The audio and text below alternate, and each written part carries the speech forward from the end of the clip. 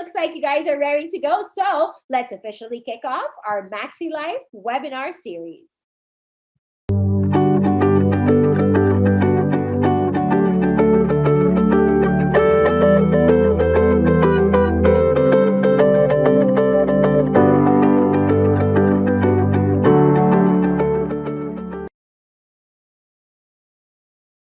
Welcome to Maxi Life, a Maxi Care Wellbeing webinar series featuring money smart ways to enjoy the holidays with registered financial planner Fitz, Gerald, Villafuerte. Again, I'm Patricia Bermudez. He's on, and I'm happy to be hosting this webinar for you. It may be called the most wonderful time of the year. You've called it that? Of course you have, because it is.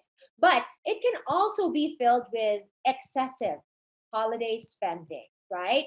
Learning budgeting strategies to avoid financial mishaps and enjoy a debt-free holidays is called for. So in this session, we will take a look at your current cash flow and financial duties, learn to set a budget for better management of expenses, and know how to make the most of your holiday bonuses. And of course, we want you to discover genius ways to shop for presents without overspending. So I'd like for you to meet our speaker. He is a registered financial planner, the director of Wealth Archie Incorporated, and author and creator of Ready to be Rich. He dedicates his time helping Filipino families achieve their financial goals.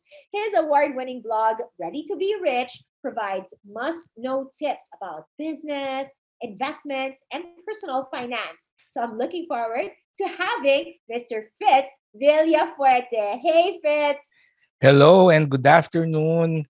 Kamusta? And I hope all our attendees are excited to learn. So, Merry Christmas, Pat. Right? Matagal na Advance. tayong nagse-celebrate ng Pasko. September 1 pa lang. A lot of us are Oo. already starting to celebrate that. But Fitz, what a timely topic. And it's great because I was sharing earlier. Ang dami kasing nag-overspend. And diba, depending also on what you do.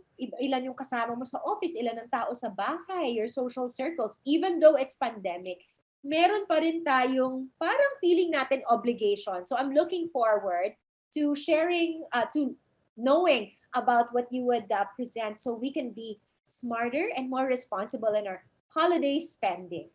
Take it That's away. right. Yes, oo. And whenever I talk to my financial consultation clients, yung holiday season talaga yung pinakamataas ang gastos. So, again, I'd like to greet everyone a good afternoon and I hope you're all ready to learn. So, just a reminder, no, what I'll be discussing today is all about money smart ways to enjoy the holidays. And a quick introduction about myself. I am Fitz Villafuerte. So my name is Fitz. Common mistake, Fritz yung tawag sa akin. So hindi ko kayo papansinin pag Fritz. So it's only Fitz, Fitz, Fitz Villafuerte. And I am a registered financial planner by profession. So what is a registered financial planner? Basically, if you're not feeling well, you go to a doctor for a medical consultation. Pero kapag ang may sakit sa'yo ay yung bulsa mo, if your wallet is not feeling well, then you go to someone like me, a registered financial planner, for a financial consultation. And the reason why I went into this line of work is because I believe that financial literacy is something that is very important for Filipinos. And it has become my personal advocacy. That's why I am also a content creator. So especially during the pandemic, I had all the time in the world to create online learning content about personal finance. And I am really excited to share with you some of the things that I've been giving to my followers, and I hope you will enjoy it. I am also an entrepreneur. I have both online and offline businesses, so I know how important it is, especially for employees, to really take care of their health and also to be able to properly manage their budget because times are hard.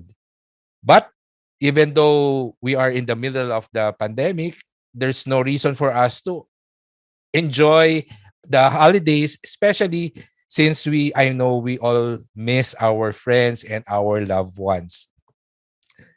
One thing that I want to tell everyone, first of all, is that personal finance is personal. So I'll be sharing with you some tips, but you don't really have to follow all of them.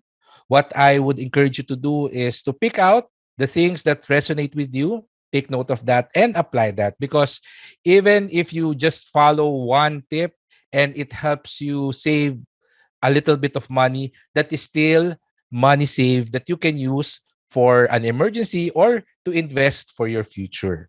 All right. So the very first tip that I give people whenever they ask me to help with their future spending, especially those who are now contacting me because they're anticipating their Christmas bonuses, their 13th month pay, and usually tinatanong nila, Sir, saan ko po ba ilalagay yung aking ma-receive na pera? And of course, the holidays, the Christmas season, being one of the most expensive time of the year, I tell them you need to visualize how your holiday calendar will look like this year. So it's different from 2019 and earlier. And I think it will be a little bit better than last year. So it will be somewhere in between the pre-pandemic and the new normal. So it helps to see what are the things that we can expect. So consider, first of all, the events and celebrations that you'll be attending. Will there be a face-to-face work Christmas party? Or will it be probably just like last year, a lot of companies nag-online lang? And then have a talk with your friends. Are you planning to meet up? Or are you going to just go do it online? And then, of course, family. Are you going to go to the province, to your family, to your relatives? What are the things that you need to celebrate for the rest of the year? And syempre, for our significant others, are you planning to I know a lot of couples they travel during the holiday season, and as travel restrictions are becoming lenient during this time, it might be a consideration for some. So it's good to know what are the things that you need to uh, what are the things that you will be doing this holiday season, because everything that we do has a price tag, right? So it's really about knowing what to expect so that we can properly plan for it. My rule when it comes to the holiday season and our personal finance is to anticipate the expenses, plan our finances, and then prepare for it so that there will be no surprises. And by the start of the year, you're not deep in debt. Mahirap magsimula ng taon na iniisip mo yung utang mo, di ba? So it's always great to start the year positively, na hindi ka gumastos na sobrang laki or hindi ka nagkautang, di ba? So anticipate, plan, and prepare. So that's my personal motto. Speaking of the events and the celebrations that we are expecting, it might be a good idea to take out a calendar. Gamitin nyo na yung mga planner na hindi nyo nagamit for the rest of the year, and mark down these important dates. So for me, planning is important, which means I need to set a specific date or a specific day where I will do my planning. This is something that not a lot of people do, pero I believe this is very important. Yung planning days, this is the time that you sit down, you think about all the expenses for the holidays, you reflect, and you decide magkano ba yung budget ko, etc. So set a day, maybe 1 or 2 days to do that. And then, of course, map out the expected parties and also your shopping schedule. I noticed that a lot of people, naghihintay sila ng free day in their schedule to do their shopping. But I think it's more efficient to really put a date na dito sa araw na to, dito ako mamimili ng Christmas gifts ko. Of course, automatic na dyan, yung mga favorite natin, kakatapos lang ng 10-10, but also 11-11 and 12-12. But personally, bilhin nyo na sa 11-11 sale lahat ng mga kailangan nyong bilhin. Kasi pag 12-12, medyo late na, baka ma-delay yung delivery ng Christmas gifts na binili ninyo, hindi umabot sa Pasko, ma-force pa kayo na bumili ng temporary gift kasi hindi dumating yung in-order ninyo, di ba? So, schedule your shopping and then ask for the tentative or mas maganda kung meron ng final dates for family and social events. Yung personal errands, this is very important. One of the things that I do during the end of the year, of course, is to do some strategic planning in my business. So that's something that I also plan. I also need to pay the real estate taxes for my property. So include the personal errands that you need to do. And of course, some travel dates. If you're going home to the province or if you're traveling with your friends or your significant other, map it out in the calendar. Unnecessary costs can be avoided if we adequately plan our schedule. Why? Because mapaplano natin yung route natin, especially now the price of gas is of fuel has gone up. So I feel that in a few weeks or by Christmas siguro, the cost of transportation, jeep, bus, taxi, it will also go up. So if we can minimize the time that we go out and travel and spend time outside, then it will really help us avoid unnecessary costs. Of course, automatic, we need to create our spending list. We need to write down all the expected expenses, the end of year expenses, what are the things that you usually pay at the end of the year. Aside from the real estate taxes, you might be registering your car or whatever other usual expenses that you have. One of the things that you should also be wary about is your utility bills. I know uh, usually the water and the electric bill go up, especially around December time because we usually use more water because we go out on more events, and also we have our Christmas lights on display, so we tend to have our electric bills go up. So you try to estimate those usual end of year expenses. Of course, you need to list down all the people that you want to give gifts to. Gawa ka na, ikaw na si Santa Claus, ilista mo na yung iyong gift list and other possible expenses for holiday events and celebrations. In my case, as an entrepreneur, I also need to think about the gifts that I need to give my staff, my suppliers, my valuable clients, etc. So you also need to include that, the Christmas party that I need to organize for my staff, etc. So I don't know, in your case, ano ba yung mga possible expenses mo pa na related sa holidays, right? So decide on your total budget and allocate it to your spending list. So of course, knowing how much money that we can only spend, doon natin i-adjust yung ating spending list. So one important thing to remember is you need to adjust your spending list to your total budget and not the other way around. Anong ibig sabihin nito? So just a smaller example, let's say you have 10 friends that you will give gifts to. You have 10 friends and yung budget mo is 1,000 pesos. So mag-a-adjust yung spending list mo, meaning if we divide 1,000 by 10, each friend, ang gift lang nila is worth 100 pesos. Oftentimes, we don't really consciously do it, but when we plan for our spending list, minsan, siguro I can give around 150 pesos. So in total, magkano yung magagastos natin? 1,500. And then at the back of our head, we just say na, yung 500, I'm sure I can just swipe it on my credit card, or I'm sure I have some money that I'll be able to receive, etc. So, wag ganon. You need to adjust yung spending list mo to your total budget and not the other way around. Okay? So, wag tayong mag-a-adjust.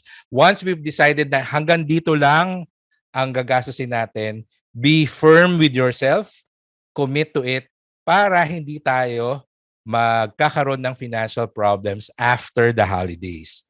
Right? So when it comes to celebrations, one of my favorite thing to do is to have a secret Santa to minimize gift expenses. And I've been doing this with my friends. Sinasabi ko sa kanila na alam ko lahat kayo, gusto niyo akong bigyan ng regalo. Hindi. Pero let's be more economical. Instead of us buying gifts for each other, let's just do a secret Santa or an exchange gift. So, isa lang yung kailangan mong bilhin na gift and everyone receives one. So that's one economical and even fun way to spend or to celebrate the holidays with your friends. And recently, actually around 3 or 4 years ago, ginawa na rin namin to sa family. So whenever we have a family reunion, uh, me, my siblings, my cousins, we all talk na let's not buy gifts for each other anymore. Let's just do a secret Santa among ourselves. And then just spend money buying gifts for our parents. Ganun na lang. So this is a strategy that can really help you save money. Have a house or virtual party instead of going out. So pre-pandemic, me and my friends, we usually dine out and party in a bar, eat in a posh restaurant. But we've also decided na mag-house party na lang tayo, chill, we don't have to dress up. It's really about enjoying each other's company. And if you must, buy clothes that you can wear and use after the holidays. Especially kung you need to attend a party na may theme. I remember being invited to a client's company Christmas party and I was required to wear something green. Pero I don't have any green shirt or green polo. So I thought to myself, I don't want to be KJ. So I really looked for a polo that I know I will be able to wear for work later on. So that's the thing to consider if you need, just in case you need to buy something, buy clothes for a certain celebration. So these are the tips when it comes to attending events and parties. Ito, isa rin to sa mga favorite ko when it comes to our food expenses. Of course, you need to plan your meals. Corny man sabihin, but as early as now, it might be a good idea to already think of ano yung isi-serve ninyo sa Noche Buena, Medianoche, and even the food that you'll bring if ever you get invited to a potluck party. Mahirap kasi pag last minute nag-iisip because again, um, kung last minute ka nag-iisip ng isi-serve, last minute din yung shopping mo and your grocery. And what we want to do is we want to avoid going out often. So if we can already anticipate and plan the meals that we're going to cook, the dishes that we will serve during potluck parties, then we can buy all the ingredients at once, just keep it at home and then just use them once the event is coming. So create a grocery list. And my favorite tip here is to serve dishes that last long and work hard. So common sense na it's best to cook dishes na matagal yung shelf life, hindi kagad nasisira. But I also like the idea of serving dishes that work hard. Ibig sabihin nung dishes that work hard, very flexible. You can eat it for breakfast, for lunch, for dinner. Pwede mong ibaon sa work. The first thing that comes into my mind is yung embutido. Di ba? Embutido, you can eat it for breakfast, lunch, dinner. Pwede mo siyang baunin for work. Unlike, for example, bulalo. Sino ba nagbabaon ng bulalo for lunch, di ba? And of course, you can't really eat that for breakfast or I don't know if it's just me. So try to think and serve of dishes that work hard. Maraming occasion na pwede mo siyang iserve, kainin. And even yung lumpiang Shanghai, no, na favorite ng mga Pinoy, that's also a hard-working dish because first of all, you don't have to fry it. You can create a lot of it. You can prepare a lot of it and just put it in your ref and then just fry as needed. And of course, it's something that you can serve for in the morning, afternoon, evening, and it's also something that you can give away or bring during potluck party. So think about dishes that work hard so that you can save money. So of course, the bulk of our expenses during the holidays is really about shopping or the gifts that we buy. So some money smart holiday shopping tips and tricks. First of all, you need a list. So don't go out without a shopping list. And as I mentioned earlier, set your shopping dates so that you need to just go out once or at the maximum twice to buy those gifts. And then plan your shopping routes. Ibig sabihin, saan ba ako bibili nito? Try to already plan so that you can save on transportation, save on gas, or save on your, and also save on your time because right now, di ba, traffic in Metro Manila is already going up. So, of course, you can watch out for holiday sales and online deals. So mga favorite yan ng mga nagsha-shopping online. Be on the lookout for special deals. Not just sa mga online shopping platforms, but the advantage of planning your gifts in advance is because you can already watch out for deals on that particular items. I remember 2 years ago, nag-request yung parents ko ng bagong television because I would have to agree, luma na yung TV nila, more than 8 years, it's not really as good. So they told me pwede ba raw Christmas gift ko sa kanila is television. So as early as September, I already know na yun yung ireregalo ko. So from September, October, and up until around mid-November, I was already canvassing, looking out for the best holiday deals for television. And I actually found one. I found one at around 20% discount for a very good brand. So I believe that I was able to save a lot of money because I had the anticipation early on that I will be buying this. So mas naging aware ako. I really scoured the internet and all the malls for television deals. So check for discounts and promo vouchers too. So this is especially applicable for things that you plan to buy online. There's always some promo code or discount voucher that you can probably stumble upon online. When it comes to gifts, it helps to buy in bulk. This is something that I do, especially if I'm shopping for a gift to a group of people. For example, with my staff, I usually buy one item for them. So I have around 20 staff. So I will just buy 20 pieces of a particular item.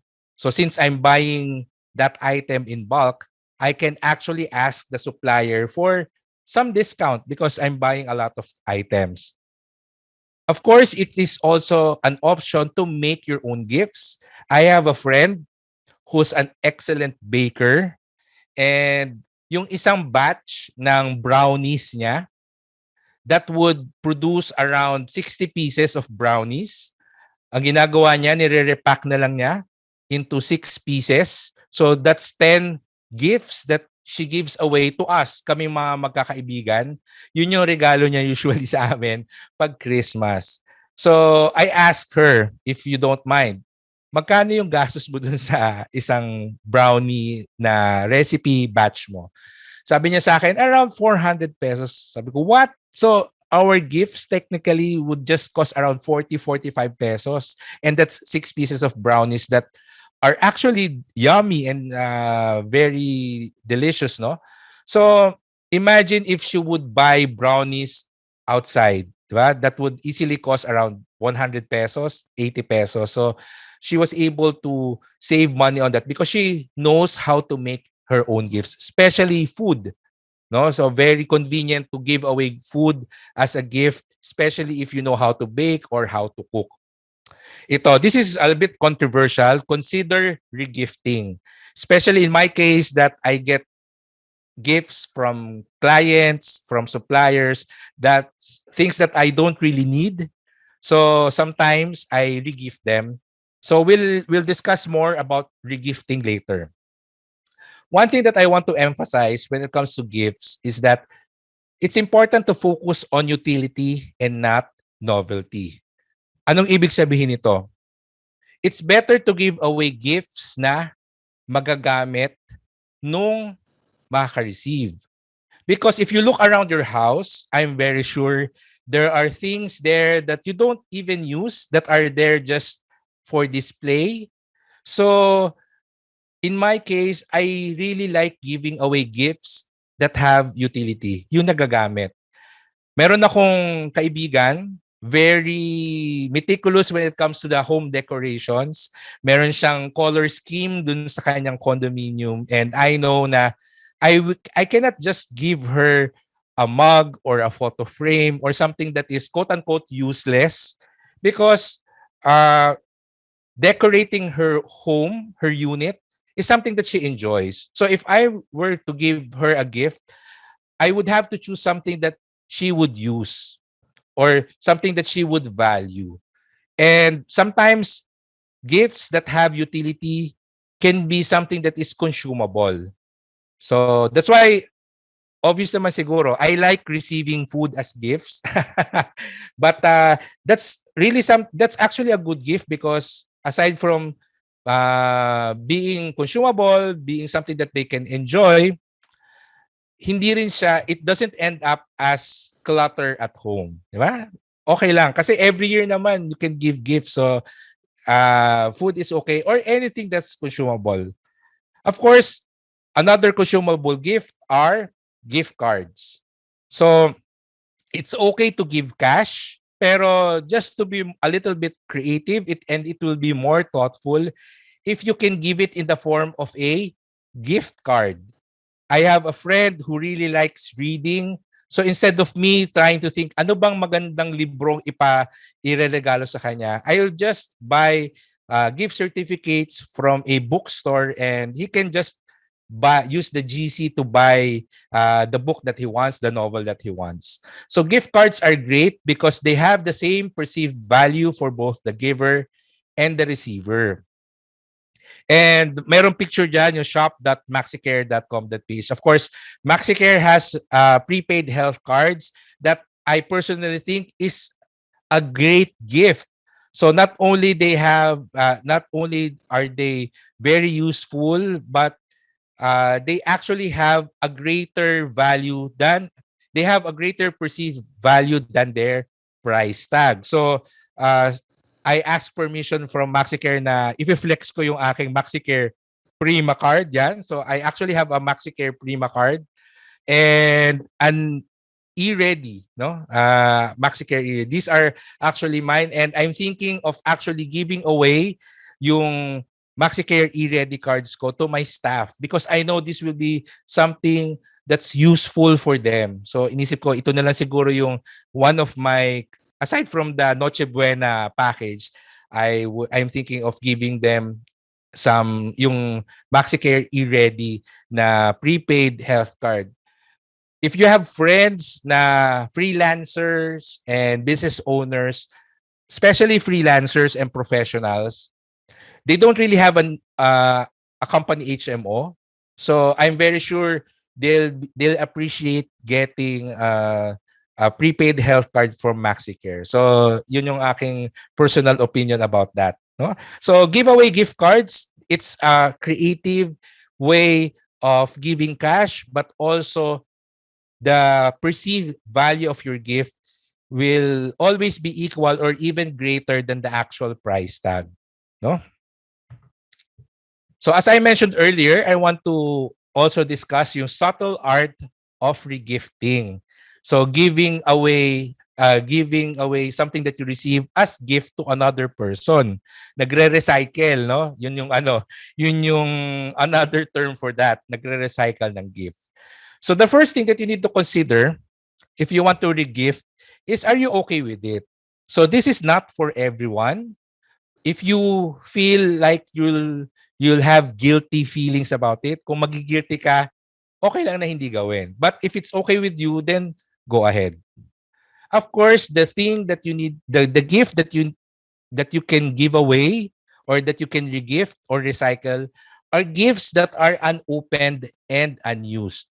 Sana, well, dapat, hindi mo pa nagagamit. Alright? So, pangit naman kung nabuksan mo na or nagamit mo na, no? The next thing that you need to know is, dapat alam mo kung sino yung nagbigay sa'yo. So, problema yan kapag naibigay mo yung regalo dun sa taong nagbigay sa'yo in the first place. Nako, mag-aaway yan. Baka mamaya friendship over. So, you know who gave it to you. Also, do not regift items that are handmade and personalized. Baka mamaya yung binigay mong towel na regalo, may pangalan mo pa. I remember, although it was not a regift, I attended a company Christmas party and then merong exchange gift. Tapos yung nakuha ko na exchange gift, merong pangalan yung towel. Siguro hindi niya napansin na merong niyang initials. So sabi ko, regift ito. So, yun. So don't check and don't give away items that are handmade and personalized. And it would be great if the receiver is from another social circle.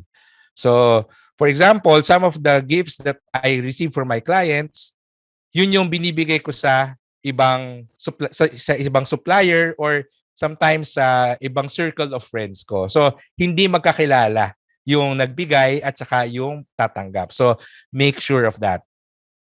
Of course, it's better to rewrap the gift. Kasi, syempre, kung niregalo na yan sa'yo, minsan hindi na ganun kaganda yung wrapping, na nagusot na, etc. So, it would be nice to rewrap the gift. And lastly, honesty works too. Ibig sabihin, there's nothing wrong. I don't know, siguro depende sa friends mo kasi I have very understanding friends. And sometimes I tell them na, uy, I have a client na nagregalo sa akin ng coffee maker. I already have one, so I don't really need it. Gusto mo, ito na lang yung Christmas gift ko sa'yo. And the reason why I'm saying this is because this was what happened last year. Doon sa isa kong close friend, no? I was thinking of what to give him, and yun yung sinabi ko. And pumayag siya. Sabi niya, actually, I'm planning to buy a coffee maker. So that would be perfect. So, I was honest about it. Yun na yung Christmas gift ko sa kanya. Quote unquote, ni-recycle ko yung isang regalo sa akin ng isa kong client. But of course, that coffee maker is unopened and unused.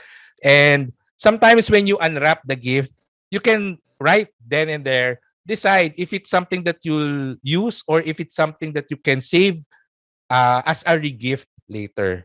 So that's especially right now, during this time, in my case, I am starting to receive gifts from some clients, from customers, from suppliers, etc. So to end my presentation, I want to share with you this very meaningful quote from Rick Warren, who is the author of the book, the best-selling book, The Purpose-Driven Life. And he says, time is your most precious gift because you only have a set amount of it. When you give someone your time, you are giving them a portion of your life that you'll never get back. Your time is your life. That is why the greatest gift you can give someone is your time. So beyond the food, beyond the material gifts, beyond the celebrations, ang pinakamaganda talagang maibibigay natin na regalo is yung oras natin para sa mga pamilya natin, to our loved ones, to our family, to our friends. Doesn't matter if it's as simple as just having coffee at home or just a 10-minute phone call, I believe that can be very meaningful, and it's always a welcome gift for anyone. So focus on spending more time or spending time with your family and friends and your loved ones. And that in itself is enough. And that is a very valuable gift that you can give away during the holidays. So that's all that I wanted to share with you this afternoon. I hope you found value in the things that I've shared. Thank you very much for listening. If you want to continue your learning, you can reach me through my website and portal, Ready to Be Rich.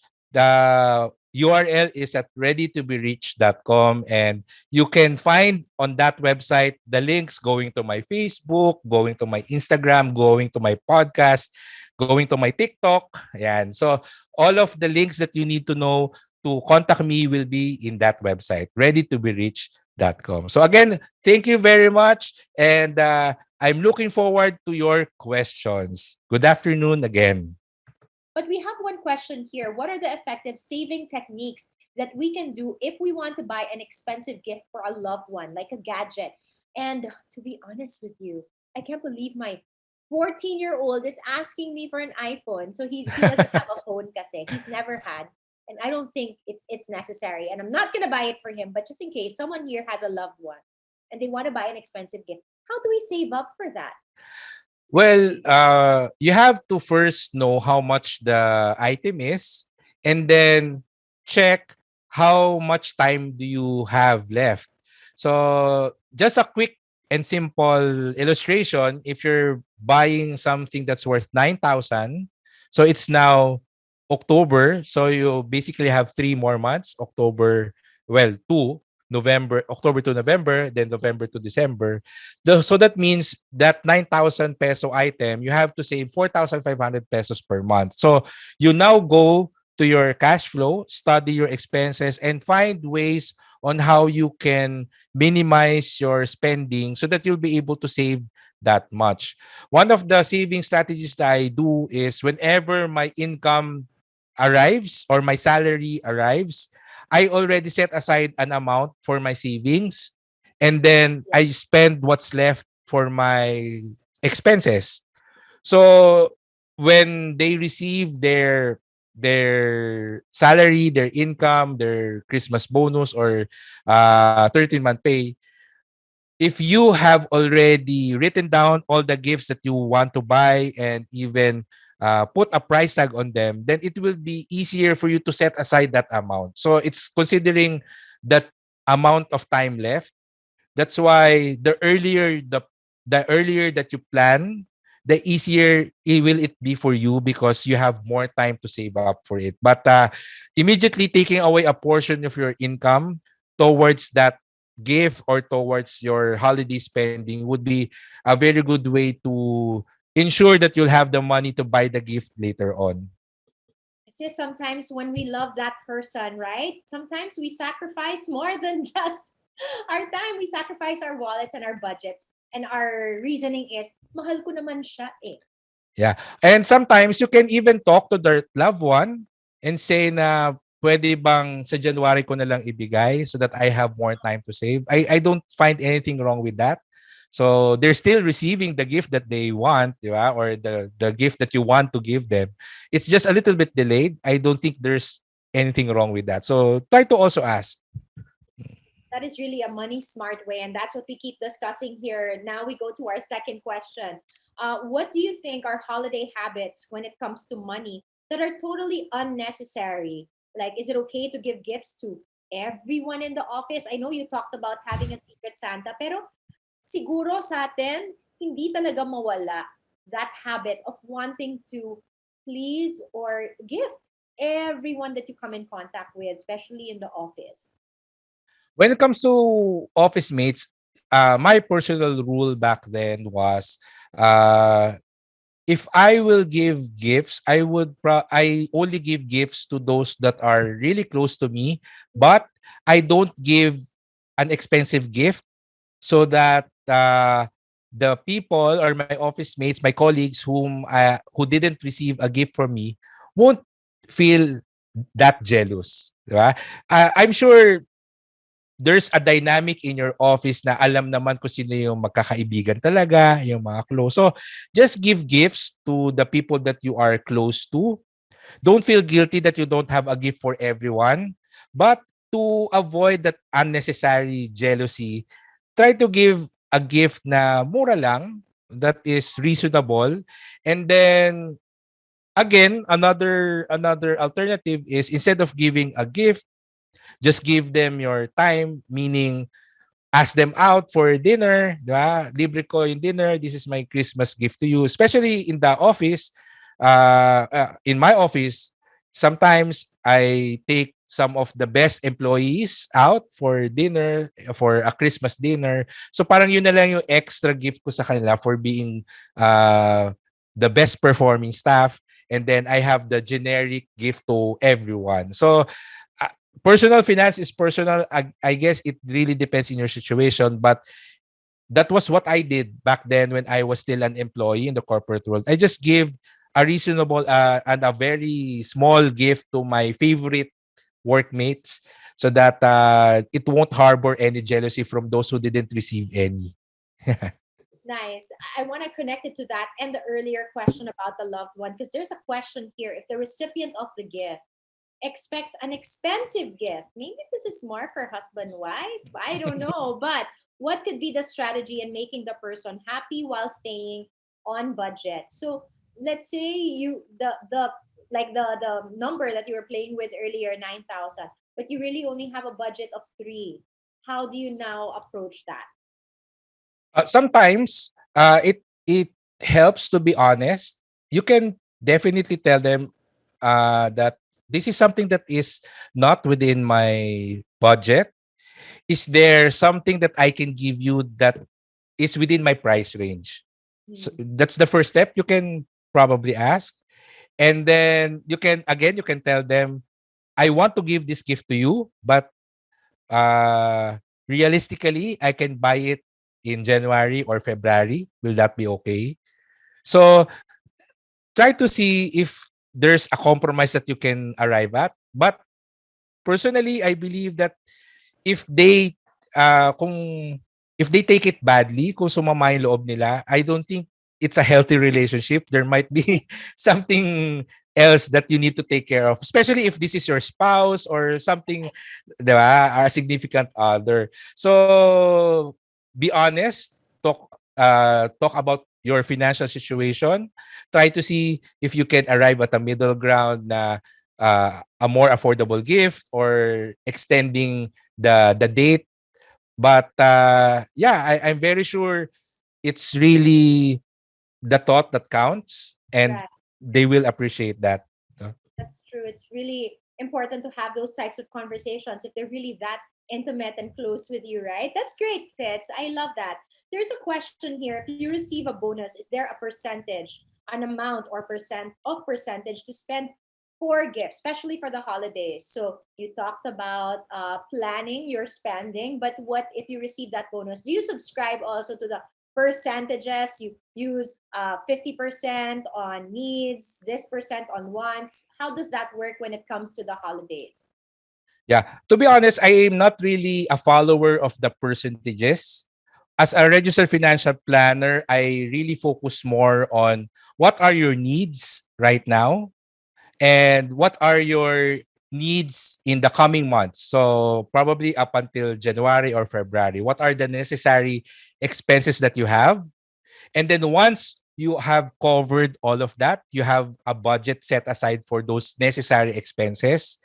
Feel free to spend the rest of your money however way you can. So it's really about being smart about your finances, but also giving yourself the opportunity to enjoy the fruits of your labor. So, for example, if you are expecting around 100,000 for the end of the year, and usually you just spend around 20,000 pesos a month for your cost of living expenses. So October, November, December, January, February. Mhm. So that's around 100,000. So you're thinking now maybe it might not be smart to spend a lot.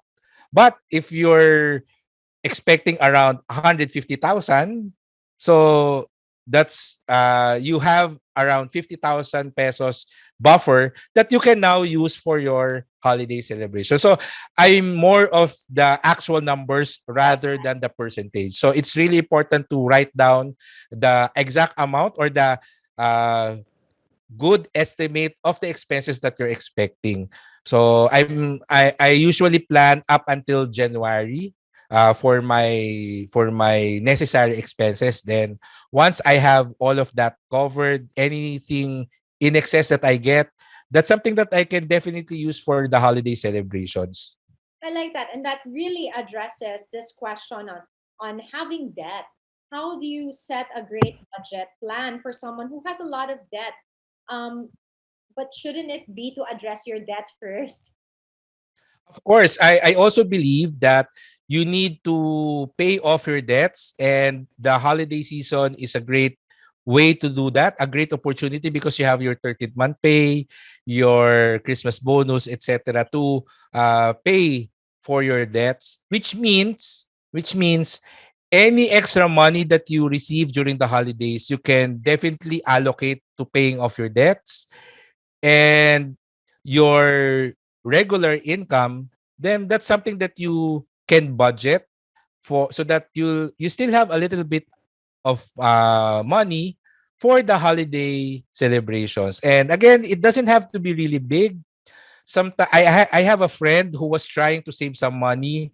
Ang binigay niyang regalo sa amin mga gift certificate na service. So like Oh, wow. uh, ika-car wash daw niya yung kotse ko ah, twice, no? So parang gano'n yung gift niya. So service yung inoffer niya na gift sa akin. Well, kapitbahay ko lang naman siya. Sabi niya for 2 weekends, choose any 2 weekends, ika-car wash ko yung kotse mo. So in a way, 'di ba? He was able to save money, and that's also something that's okay with me kasi I don't have to wash my own car or I don't have to bring it to the car wash anymore. So there are creative ways to save money to celebrate the holidays.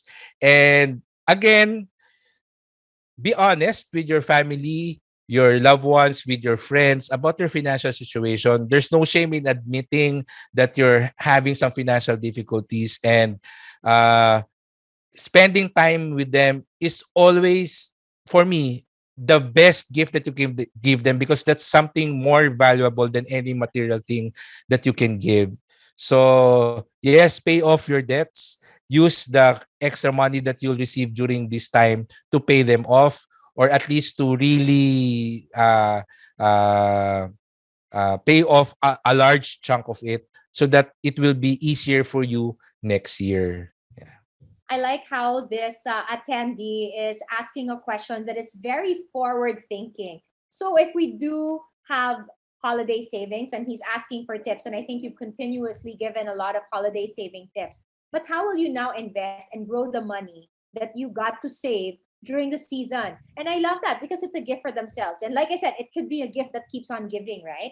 Is it a good time to invest and set aside your money for investments or other saving measures during the holidays? Definitely, I believe that it's always a good time to invest. So the reason why a lot of people are contacting me for financial consultation during this time is because they're expecting money and they want to know where they should invest it. And the first thing that I tell them is investing means you want to grow your money. However, growing your money is not enough. You have to decide where are you going to spend the money in the future, which means before you invest, you have to also decide what are your financial goals. Why are you investing? Saan mo gagamitin yung pera in the future? So if you want to invest because you want to prepare for your child's college education, then that's a good financial goal. And now we can determine the best investment to put your money in so that it can help you reach that financial goal. I have someone just recently asking me, I have 50,000 pesos. I Mhm. want to invest it. So I asked him, what are you planning for? where do you plan to spend that 50,000 pesos? And he told me, probably sa summer, ay magbi-beach vacation sila ng family kasama yung parents niya. Kasi yung parents daw niya, for more than a year, nasa bahay lang and gusto niyang ipasyal. So Yes. that 50,000 pesos, he plans to use it summer next year. So definitely, I will not advise to invest it in the stock market or in a mutual fund, etc. So instead, I told him, these are the list of banks that have very high interest rates for a time deposit. So I gave him this particular bank 6% per annum for a 6-month time deposit. I think this is perfect for you. Put your 50,000 pesos there because by the time that time deposit term expires, the money is now available for him to spend on that beach vacation that he's planning. So whatever money that you want to invest, first decide when do you want to use it, what Mhm. for, and then that will definitely dictate where you should invest it. If you want to invest for your retirement, for your college, for the college education of your child, etc., which is probably 10, 15 years from now, then you go for long-term investments. I would probably tell you invest it in the stock market or in an equity mutual fund, etc. So there are hundreds and hundreds of investments out there. You do not choose an investment simply based simply on the potential return. There are a lot of factors to consider aside from the risk and the term, etc. But the easiest way to know where you should invest is to decide what the money will be used for in the future because there will now be investments that will match your financial goal and it will be easier to decide. But definitely, you should invest regularly. Do not invest only because you have your Christmas bonus or 13th pay. It will be better if you can invest monthly, regularly.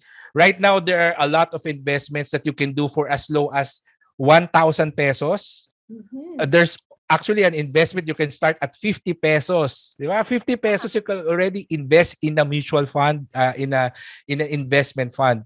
So there's no excuse to not invest monthly. So it's always best to make it a habit and not just annually because you're missing out on the movements of the market throughout the year which can really help you grow your money. Sayang din kasi kung once a year lang.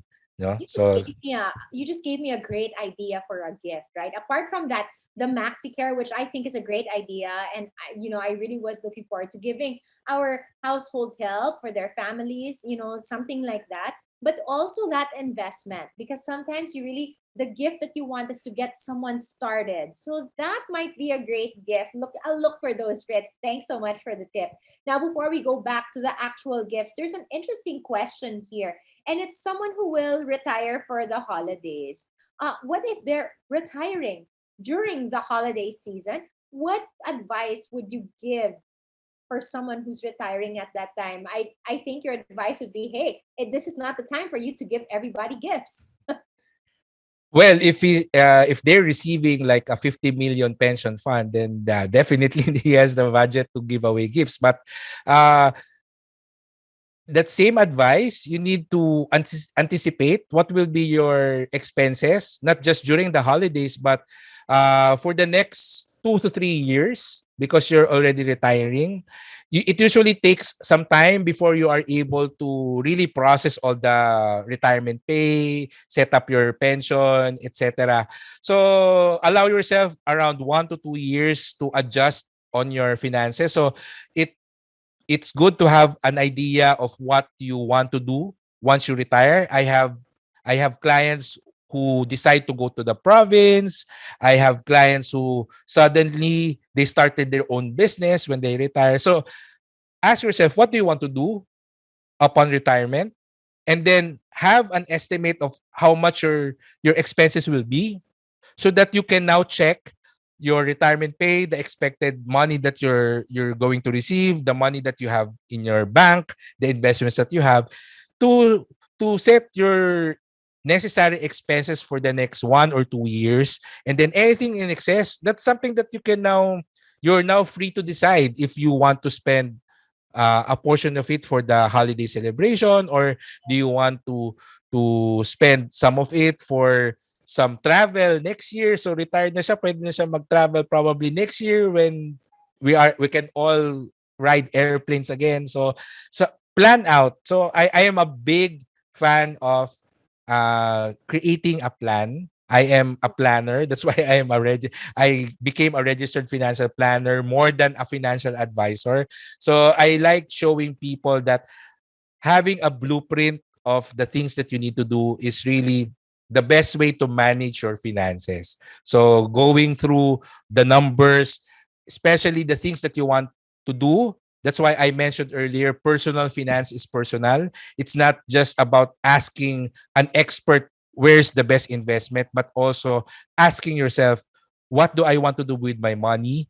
And then asking the expert, if this is what I want, how can you help me achieve my goal? So a lot of people ask, what's the best investment? What's the best investment? So that's the wrong question to ask. The right question, the correct question to ask is, I want to do this. I want to buy this. This is the money that I have. Where should I invest? How So did I get that's there? that's something that Hmm. people should really think about. I love that, Fitz. And there's a lot of intentionality, really. And I think what's good about that is a person will really need to dig deep and think about their why and even the why behind their why, and maybe even come up with a better plan and view of their finances to be able to respond to what they need to do and take action. Great, great tips, Fitz. I need your tip about credit cards because this is what one of our attendees is asking for. What is your view on credit card? Will you recommend it? Especially now, there's a lot of people offering 0% like this for 24 months. Is it worth it? For me, a credit card is a tool that you can leverage to be able to grow to have more flexibility with your spending. However, my rule is, if you don't know how to manage your finances, if you don't know how to create a budget, follow it and commit to it, then a credit card is not for you. But if you're someone who is able to save regularly, who is able to track your expenses, manage wisely, then a credit card will be a good addition to your financial arsenal of financial tools. So a credit card is not necessary, but it would be good to have it because it will give you some advantages when it comes to your personal finance. For example, just buying an appliance at 0% interest installment, that will really help you have more leeway when it comes to your budgeting. But again, it's like a knife. If you Yeah, don't know how to use a knife, you'll cut yourself. right. So make sure that you understand how to use the tool. If you don't want to take the time to learn how to cook, how to properly use a knife, then it might be better to just learn the basics first of how do you feed yourself, di ba? So start with your budgeting and your following and creating and following a budget. If you're good at that, then the next level is going towards credit cards, because admittedly you are missing out on some benefits of having a credit card. Yeah. Yung mga points and everything. I have a friend who gets to buy a lot based on the points, gets to go on trips using points, and points are now converted to mileage for airlines. So she's able to use it. I'm not a credit card person myself, but after she shared with me how successful she was in that, of course, she has an Excel sheet for everything. Okay. She's a homemaker, but Excel sheets everything. So I was like, wow, that might be something I'd want to look into. I'd like for you to look into this, Fitz. Instead of purchasing individual gifts for each of my relatives, this person was hoping that he or she can purchase one gift per family. And that's always good, right? But apart from food, do you have any good ideas for one gift that can be shared by one whole family? Mm, Yes, this is something that I've been proposing to my siblings. Kasi my siblings, they all have their own family. So sinasabi ko sa kanila na instead of buying for individually, why don't you tell me what does your home need? So, ano ba kailangan niyo sa bahay? Yun na lang yung regalo ko for the whole family. That's a very good suggestion. And of course, when it comes to these types of issues, it's always better to talk to the people kasi baka mamaya they're expecting individual gifts or something. So it might be good to give them a heads up and Yes. even ask them for suggestions. What does your home need? So when you're buying one gift for a family, you're not buying a gift for one person, but you're buying something for their home, I would say. So think about that. What does the home need? So more than one, what does an individual need? So that's my thoughts on that. Na-experience mo na yung white elephant. I don't know what other names it goes by, but some of my friends, we've actually done a white elephant where you re-gift, but in a fun way. So different packs for the family. So each family will have a box and they have a bunch of stuff there. It's like a mystery gift. Pero parang you're around the number of people, tapos may dice, and then whoever can roll can either pass or keep whatever it is they have. Tapos magulo siya. But in the end, it's fun. And at the end of the day, yes, you're re-gifting, but you make it a great experience and it makes it memorable. Something that you guys might want to look into. But I That's love right, that. that's right. Actually, ginagawa namin yan sa family reunion. Yeah. It's something that we agreed upon ng mga tito, tita namin because 'di ba pag family reunion, the titos and titas nagbibigay ng pera, aginaldo sa mga bata, ano. So what they say is, let's just contribute a gift, sometimes white elephant, something regift from what they receive. Tapos, let's just have games. Let's just have parlor games during the reunion. And then, let the kids play. Tapos yun na yung prize. So, nakatipid na dun sa mga aguinaldo na pera. And they didn't have to buy raffle or prizes pa dun sa mga games. And it's a fun party, nevertheless. No? So, something like that. It's really about getting the consensus of the people para mas makatipid. No? Oh, di ba someone agrees with that also? They've experienced white elephant or elephant gifting, so it goes by different names, but it is fun. It becomes an experience. It might be a little bit challenging because of the pandemic, but I'm sure we can find creative ways to do that. And I have one last question coming from our attendees here. To save on delivery fees, and this is something that was going through my head also.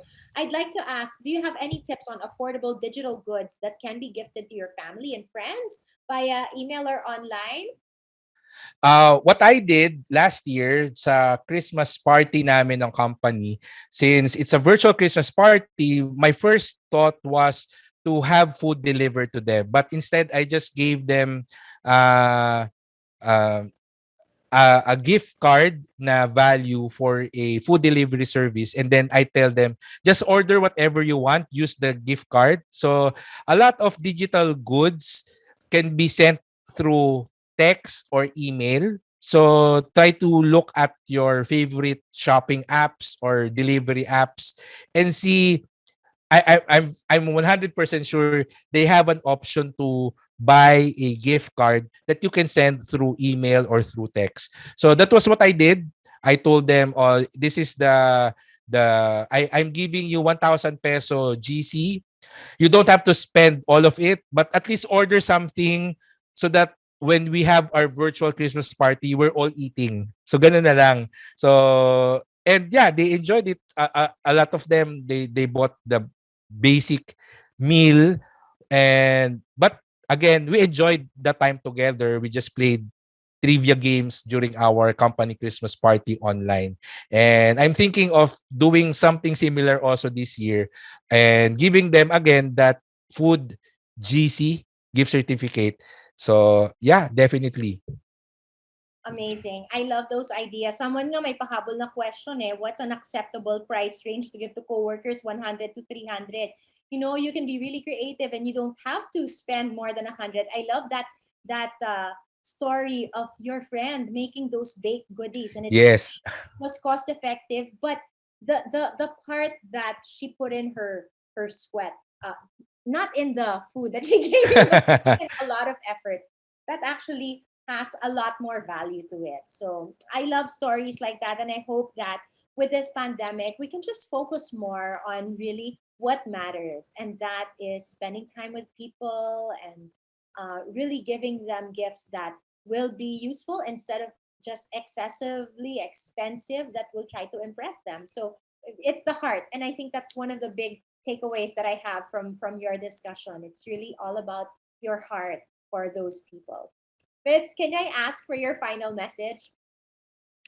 Yeah. So, towards the end of my talk, I mentioned that time is the most precious gift that you can give to your loved ones. And just to build on that, it's also important to take care of our health, because if we take care of our health, we get to live long, and we can give more of our time through the years spending it with our loved ones. So I guess that's something that we should all remember, especially during this time. We should live a healthy lifestyle, take care of ourselves, take care of our loved ones, so that we'll have so many years together to express our love and say our gratitude to them for being part of our life. So I hope that everyone will have a very joyous and fun holiday season this year. And thank you for spending this time with me. And of course, thank you, Pat, for our wonderful conversation. And thank you to MaxiCare for allowing me to come today and share the things that I shared today. And I hope everyone learned something valuable. Thank you.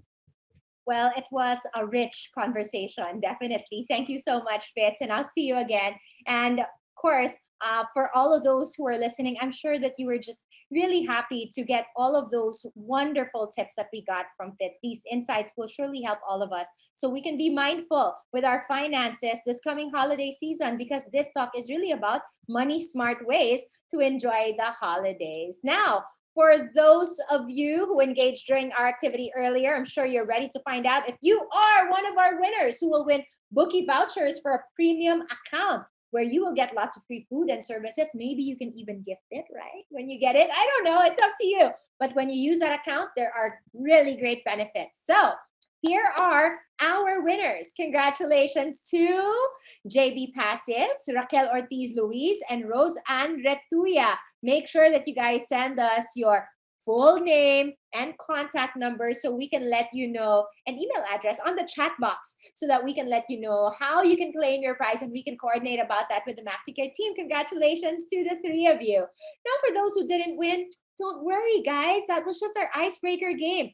Again, we would just like to remind all of you that you can still win exciting prizes just by answering a survey that will be sent after this event. 5 lucky participants will win a MaxiCare J Handle umbrella, and the survey link will be sent to their email on October 19 and October 25. The winners will be selected and then contacted by MaxiCare for the delivery of their prizes.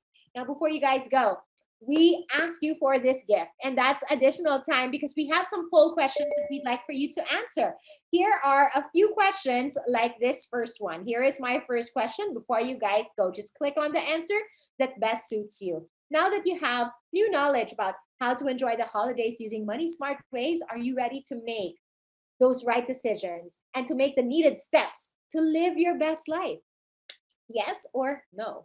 Because the holidays, you shouldn't get so stressed. You shouldn't be overspending, and you should address all these issues. And there are many great tips that we got from this. So share with us. Are you ready to live your best life with what we shared with you today? Yes or no? Let's show the answer. Of course, 100%. I love it when we are all aligned. Good job, guys. Here's our second question. Which among the insights about handling finances during the holiday season did you like best? Looking at your current cash flow and financial duties, learning how to set a budget for better management of expenses, knowing how to make the most of your holiday bonuses, or discovering genius ways to shop for presents without overspending.